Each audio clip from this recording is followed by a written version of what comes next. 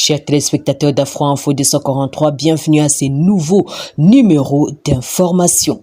Plusieurs localités de la partie sud-est du territoire des Massissi au Nord Kivu sont vidées ce samedi 25 février de leurs habitants après le M23 qui ont occupé la cité de Mushaki.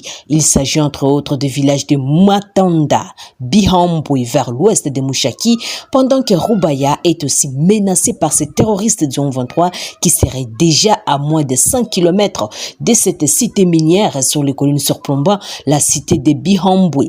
Selon des sources locales, l'avancée de ces terroristes vers d'autres agglomérations du territoire de Massissi s'est fait presque sans combat. La même source rapporte que ces terroristes du M23 étaient déjà signalés depuis le jeudi soir autour de l'agglomération de Karouba, dans la chefferie de Bahunde, et ce qui a occasionné les déplacements des habitants de cette agglomération aussi vers Chacha et Goma. Pour les sources civiles, l'occupation de Mushaki donne aux terroristes plus d'opportunités d'avancer vers le chef-lieu du territoire de Massissi ou vers Chacha sur la nationale numéro 2. Des sources militaires assurent tout de même que l'armée continue à répondre à cette attaque. Après l'occupation de Mushaki, les combats se sont poursuivis jusque tard dans la soirée, à l'issue desquels l'armée congolaise a eu une avancée vers Kabati sur l'axe Sake-Kichanga. Elle a aussi maintenu sa position de Malehi au nord de Sake sur l'axe Mushaki-Massissi centre. La société civile du groupement Kamuronza en territoire de Massissi au Nord Kivu a appelé vendredi 24 février le gouvernement à protéger la cité de Sake qui accueille des milliers de déplacés. Le président de cette organisation citoyenne, Léopold Moucha, a lancé cet appel après que ces terroristes du M23 ont occupé Mushaki. Il a exprimé des craintes sur leurs avancées vers la cité de Sake. La route Sake-Kichanga n'est plus fréquentée et la route Sake-Massissi est coupée. Le village environnant de la cité de Sake, comme Katembe, Malehi et Nenero, sont occupés par les terroristes du M23, a alerté Léopold Moucha. Cet activiste des droits de l'homme s'est dit préoccupé par la concentration de la population à Sake qui a accueilli des déplacés de Kichanga, des Burungu, des Kingi, des Nenero et des Malehi. Léopold Moucha a invité le gouvernement à arrêter les mécanismes préventifs. Ce qui nous fait craindre, c'est qu'il y a un arsenal militaire ici dans la cité.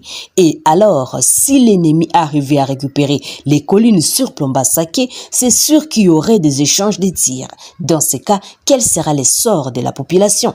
C'est pourquoi je commence à provenir. Nous demandons à que les gouvernements protègent Sake. Un autre engin explosif a fait un mort et un enfant grièvement blessé dans la matinée du vendredi 24 février dans la localité de Rangira, dans le groupement Djomba à 15 km à l'ouest de Bunagana en territoire de Rutshuru. Selon des sources locales, ces enfants étaient à la recherche des bois de chauffage. Des sources sanitaires renseignent que les victimes sont prises en charge. La tranche d'âge des victimes est de 10 à 20 ans. Celui qui est décédé avait 10 ans. Les autres poursuivent le soin à l'hôpital, a dit Actualité.cd, un responsable du centre de santé de Rutshuru. Pour rappel, le 7 février dernier, une explosion avait fait un mort et 5 enfants blessés. Une autre explosion, le 17 février, avait tué une femme et blessé un autre, toujours dans cette région contrôlée par les terroristes du M23. Autre nouvelle, le 22e sommet des chefs d'État et de gouvernement de la CEEAC se tient déjà ce samedi 25 février à Kinshasa, la capitale congolaise. Plusieurs points seront abordés. La transition politique du Tchad, le processus électoral en RCA, la situation sécuritaire dans l'est de la République démocratique du Congo. Pendant ce temps, Paul Kagame, le président rwandais, prévient que Kinshasa d'avoir franchi la ligne rouge en utilisant les FDLR pour attaquer les civils. Et Kigali agira de la même manière.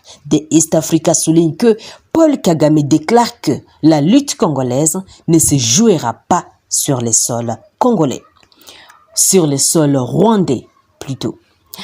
Autre nouvelle, 6 personnes sont mortes et 3 autres blessées dans un accident déclaré le vendredi 24 février dans une station-service à Bunia dans la province de l'Ituri. Un camion-citerne contenant des carburants est également calciné et d'autres dégâts matériels sont enregistrés, précise la police urbaine. Les 2 premières sont décédées pendant leur évacuation à l'aéroport de Bunia, précisent les commandants urbains de la police en ville. Et un autre blessé est mort à l'atterrissage à l'aéroport d'Entebbe à Ouganda. Et un autre a succombé la nuit du vendredi au samedi dans une structure médicale à Kampala. Un agent de cette station-service a été retrouvé mort calciné le samedi 25 février et dans la matinée, précise également la police.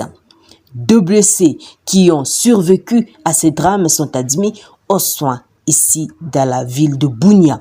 Des dégâts matériels ont été enregistrés dans un camion-citerne plein de carburant calciné et les bâtiments et de pompes brûlés à moitié. L'intervention des casques bleus de la MONUSCO a permis de limiter les dégâts, affirme le leadership de la mission onusienne. Une panique était observée sur place car le feu progressait pour embraser d'autres habitations aux alentours de cette station-service incendiée. Selon la police, un court-circuit survenu dans les camions-citernes est à l'origine de cet incident.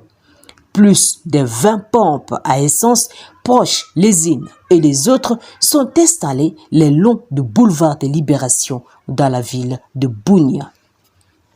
Autre nouvelle, au moins 20 acteurs de la société civile sont outillés sur les mécanismes de protection des lanceurs d'alerte des cas de corruption en République démocratique du Congo.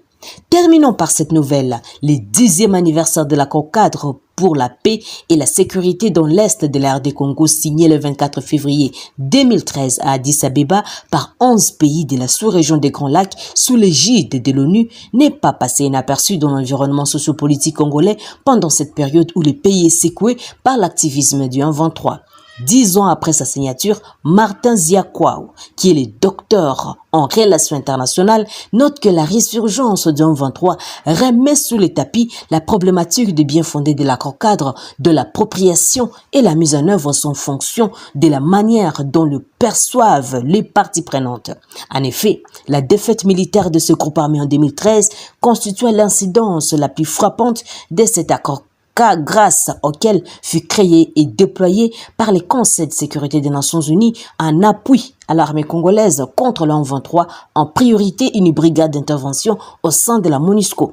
Cette réaction du Conseil de sécurité relevant de l'ordre temporel du moyen terme qui devrait permettre à la RDC, ainsi satisfaite d'une réponse idoine à sa requête, le renforcement du mandat de la mission onusienne de paix et s'inscrire dans une solution durable consistant à l'enclenchement ou à la poursuite des réformes structurelles de l'État congolais dont l'affadissement constitue un facteur de déstabilisation aux conséquences régionales, a-t-il soutenu dans son article scientifique intitulé « L'accord cadre pour la paix, la sécurité, mais aussi la coopération pour la République démocratique du Congo et la région à l'épreuve de la résurgence du mouvement de 23 mars. » Chers téléspectateurs d'Afro-Info 243, c'est par ici que nous terminons cette émission. Merci à vous de nous avoir suivis jusqu'à la fin.